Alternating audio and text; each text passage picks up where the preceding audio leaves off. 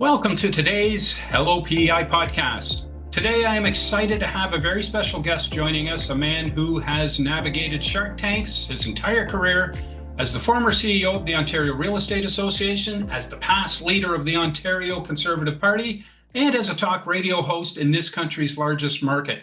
He has always been generous in sharing his time and his valuable insights over the years. Welcome to Hello PEI, Tim Hudak. Well, hello, PEI. Mike, awesome to see you. We miss you. We miss Yes, you here I'm in the sure. province of Ontario, the real estate world, Barrie, and across the province. But looking at the smile on your face in our conversation since, sounds like you're having a great time now. Move to It's time of the life Charlottetown and here. PEI. Yeah, Good for you. I'm sure Ontario's managing without me, but they're welcome to come and join me here and see what it's all about on PEI. It's a great place. I trust everything's going well for you since we last spoke. Yeah, well, for me personally, happy to talk about it, my family and all that, since the last Hmm. talk to Mike. But for Ontarians as a whole, very worried about where things are going with the For economy, the sure. trade war. They may end up knocking on your door in PEI. At least they've got contacts with a strong real estate agent in Well, thanks for the Charlottetown. plug. Appreciate that. Yeah. For Well, then sure. let's begin our talk with one of yours and my favorite topics, real estate and the real estate market. Well, there's many factors that differentiate the Ontario real estate market from the maritime market. There is no escaping the reality that what happens in Ontario does have some influence on things here. PI sees a significant number of Ontario buyers both of our recreational real estate and increasingly our homes as people maneuver Canadian housing prices and gravitate more and more to areas of the country that present more modestly priced housing opportunities. But suddenly, we're now wondering how shifts in the economy as a result of changes in trade practices between Canada and the US might influence not just the economy, but the real estate market and real estate activity. Do you have any thoughts on all of that? Yeah, Mike, it's absolutely right. Well, number one, I get it, right? Like Yeah. PEI is a beautiful place to live, to raise a family. In fact, my wife Debbie, my daughters Miller and Maitland, and I Mhm. visited in summer of 21. We were just sort of trying to pull out of COVID. We were desperate to escape and had a fantastic time Yeah, in Charlottetown. Of course, I ran into your wife that's right. on the street when we were there visiting. And then I Yeah. guess you call it the up west, right? Western part of the province. Just rented a beautiful Hmm. vacation property for the week. The red sand, the waves, the water It's was warm. beautiful. Yeah. People very, very Yeah. friendly. And oh my God, I apologize, I got the term wrong, but we were like within 3 or 4 miles of a lobster fishery or a dock. So the ability, Mike, That's not I being love lobster. specific when you're telling me that, on this island. If I'm ever on death row, and I'm not going to rule out the possibility, my Yeah. last meal would be seafood, shellfish, lobster. So for 4 glorious days in a Yeah. row, fresh lobster. My God, it was I beautiful. know. So I can get the appeal. Oh, it's there. And it's funny, like I've been coming here for, 15 years with my wife and, a couple weeks every summer. And when you're here, you feel an obligation and a determination to eat nothing but seafood the whole time you're here. So it's only now that I've moved here. I woke up one day and I went, I guess I can have a steak maybe. I don't have to go, do the marathon seafood every time. So, Oh learning man. there is much more beyond even seafood here on the island here to eat. And too many temptations, I got to say. When you live in a city that sees over 90 cruise ships come through during the cruise ship season, restaurateurs line up to set up in this town, and there's great chefs and everything, and we're really enjoying that. I was surprised when I recently learned that here on PEI, we're seeing a more favorable spring real estate market. There's more favorable numbers compared with Ontario and compared with the rest of Canada. Well, Canada's experienced a bit of a quieting in the last few weeks, and probably as a result of what's happening on the south side of the border there and how it's impacting us. But PI has seen a bit of an uptick in activity that I can only suspect is in part due to the lower interest rates we're experiencing in conjunction with the still comparatively low prices here. What might be your take on the regional differences between, Ontario and the rest of Canada, say, and the Maritimes, if you have anything there? Yeah, I really appreciate that question and your observations there, Mike, from your what Yeah. 20, 25, 26 years of service as a successful realtor and fighting for families every day. You Hmm. stay on top of the market, where trends are going, what's going to happen in the backyard in the neighborhood. So I was actually at a conference, and your viewers hello, PEI may not know this one, but I know you've probably been there. It's the Buzz Conference. It's one of the bigger real estate conferences Yeah. in Canada. It was held in the Toronto area just a month ago. And it's funny, I told that story because as I prepared for the speech, you start early. I was thinking back in November, December for the Hmm. speech in early February that things were going to look up in 2025. Interest Yeah. rates were coming down. We have a lot of pent up demand from men and women and families who did everything right. They worked hard. They played by the Hmm. rules. They got their degree, their diploma. They got a decent job and saved up every buck, but they couldn't afford a home. Yeah. So Everything you was got lining this up. Yeah. exactly underlying demand and governments that are trying to do more in the various provinces to speed up the approval process, help get taxes down. So I thought, Mhm. 25 was going to be not a boom year like we saw, post COVID, but at least heading in a stronger direction. I'm Yeah. happy to hear that you're seeing more transactions and value in PEI. It's a no surprise. But Ontario, back home here, it's a different story. We Hmm. this the spring market they were all hoping for has not materialized, and I do think a Yeah. lot of that is because of the instability of President Trump, the threat of tariffs, and the trade war, particularly on the heavily Yeah. manufacturing areas in the province of Ontario. In fact, Hmm. I showed Mike, and you get this from your experience. I actually at that conference showed a graph in terms of the number of showings that were taking place. And Right. typically, as you know, when you hit the spring, more people are getting out, checking out homes, thinking about their purchase. But it was the opposite. It's like a roller coaster. Boom. Like it actually went down in Yeah. February, Yeah. March because of the uncertainty. Yeah. Hopefully, it's just people taking their time. And we saw this when COVID first hit too. Look, we all thought, oh, the market's just going to crash. Once people got their head around it and realized, well, we're still here, life still goes on, then the market started to take off again. I'd love to see the same thing is going to be the result here. But looking at the broader economy, Ontario's definitely taken a leadership role for the country in meeting the challenges of the Canada-US tariffs dispute. Should we see increasing tariffs on Canadian exports with our biggest trade partner in the US? How do you see that impacting? And we just sort of touched on that a bit. I guess the question within that is, do you think we've seen what we're going to see, or do you think we should brace ourselves for more? And how is Canada positioned? Are we resilient enough to weather the storm and perhaps change our trade models and who we trade with and what we trade? And will we be able to manage through this, you think? So the answer is, I think unfortunately it's going to get worse, Mike, before it gets better, but it will get better. And I'll come Mm. back to your second question in terms of, what Canada can do. Are we prepared for this? And I've got some thoughts when it comes to real estate. But let me get back to your first part. Hmm. I mentioned a roller coaster earlier on. I think it's going to be like that roller coaster for Yeah. probably, 8 months to up to 12 months because it's going to be ups and downs. There's going to be twists and turns, and it's going to be kind of frightening. But at the end of the ride, I do believe we're going to hit flat track. I do expect we'll see some tariffs early on, not as bad. I mean, there's that old expression about President Trump that you need to take him seriously, you just don't need to take him literally. Yeah. So I don't Yeah. think it'll be as nasty as said, but it'll be an aggressive move because at the end of the day, he's a businessman. He looks for a transaction. So I do Yeah. think, and here's the number one thing, when you're confronted by a bully, you can't back down. So if we immediately caved in, he's just going to press for more. So I Yeah. think that the move that governments are taking, you mentioned Premier Ford, for example, Hmm. uh, retaliatory measures are necessary to stand up.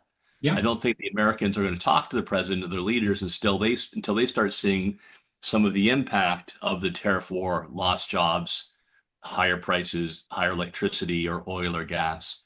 And then at the end of the day, and this is your livelihood as a successful real estate agent, we need to make a deal. Yeah. Ultimately, Negotiation's going to be key. Yeah.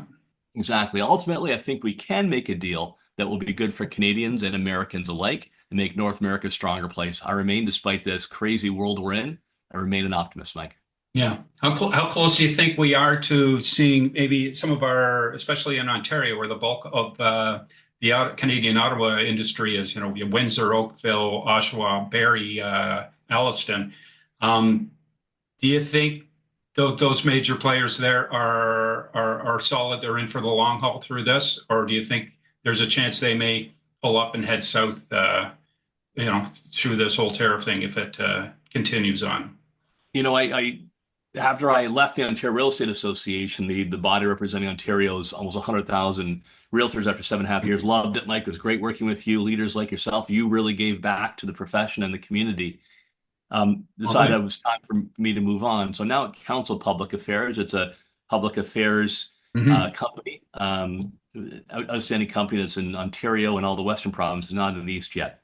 The reason I'm telling you that is we have a number of clients, and there is uncertainty when it Hmm. comes to manufacturing, when it comes to auto, because they don't know where this is going to land at the end of the day. Yeah. But here's I accompanied Premier Ford on his trip to Washington, D.C. I'm not sure how much coverage that received in PEI. It was big news in Yeah. Ontario. I followed that. I wasn't aware you were a part of that entourage that went Yeah, down. I Yeah. was. And Excellent. speaking with Americans in Washington, D.C., a lot of the Republicans or staff members would say, we don't get where President Trump is going here. We Yeah. don't understand why we're attacking Canada.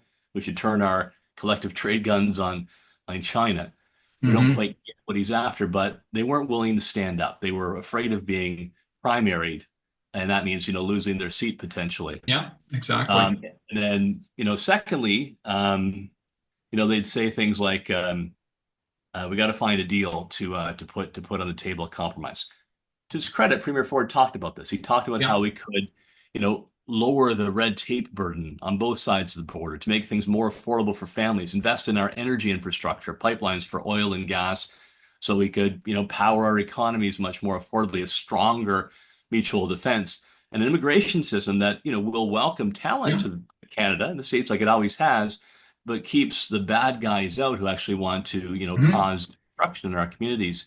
So he made a pitch, and his love for America, as much as love for Americans, as much as love for Canadians, made a very strong pitch, Mike, on how we can prosper on both sides of the border, bring costs down, and create more Yeah. jobs. I hope that's where we end up, and I Yeah. still remain And yeah. positive. Just going to say, so long as Trump's able to face the cameras and, hold something up and say, I won something here, that's all he cares about. It's got to be structured in a way that he sees some semblance of a victory in there, or at least can paint it that way.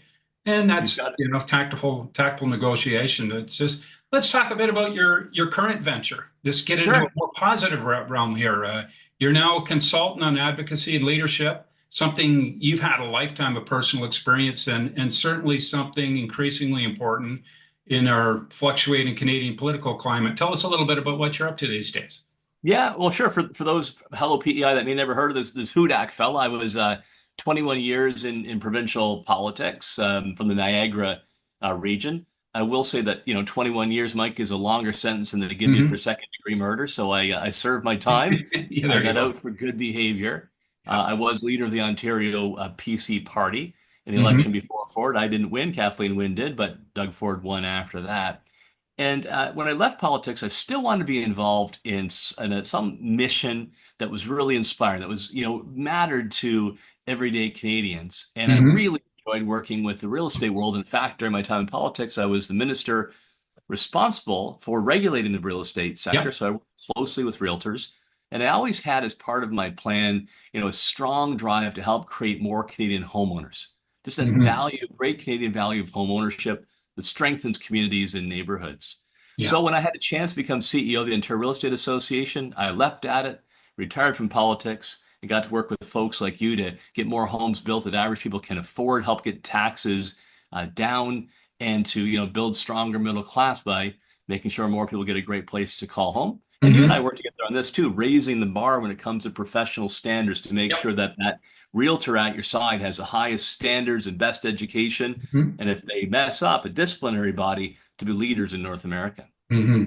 Yeah, and you made some headway over your years there, but it's you can't just put a bow on it. It's an ongoing fight, if you want to call it a fight or challenge there, housing in Canada. And um, I want to believe that when we come through this election, there will be some not just promises made, but commitments made that will see us in a better place with our housing. You always got to, I always want to remain optimistic on that. So yet to be seen, but I think our conservative leader, anyways, I like his plans that he's putting forward. Our new interim prime minister seems to be mirroring them, so they must be good plans if he's willing to take them on and try to call them his own. So we'll see.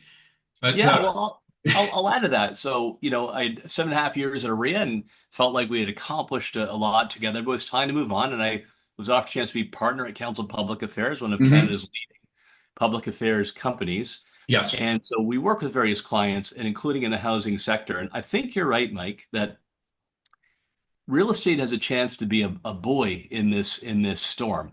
Our Hmm. export industries are going to go through some tough times, some uncertainty, as we just discussed, but real estate is not an export.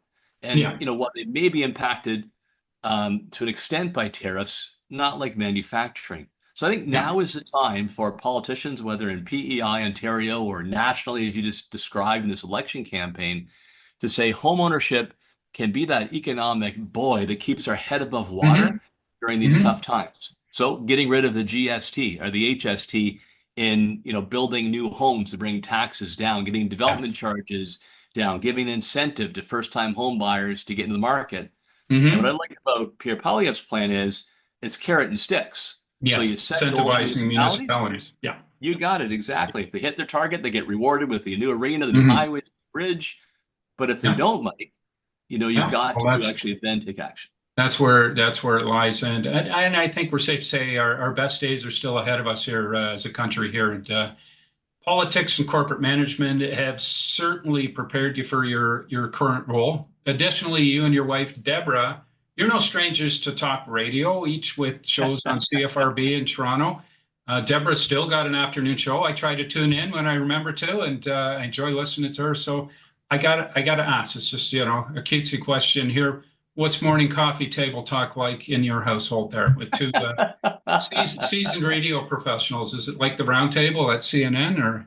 Yeah, it can be sometimes. It can be sometimes. Yeah, for viewers at Hello PEI, my wife's a radio talk show host on News Talk 1010. You can stream You it can again, News stream it Talk here. Yeah, 1010, good stuff. afternoons 2 to 4.